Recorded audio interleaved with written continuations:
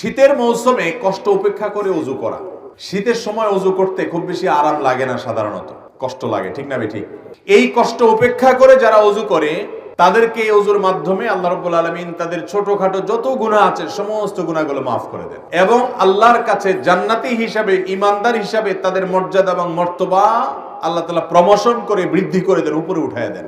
নবীজি সাল্লাল্লাহু আলাইহি ওয়াসাল্লাম বলেছেন, আলা আদুল্লুকুম আলা মা ইয়ামহুল্লাহু বিহিল খাতায়া ওয়া ইয়ারফাউ বিহিদ দারাজাত।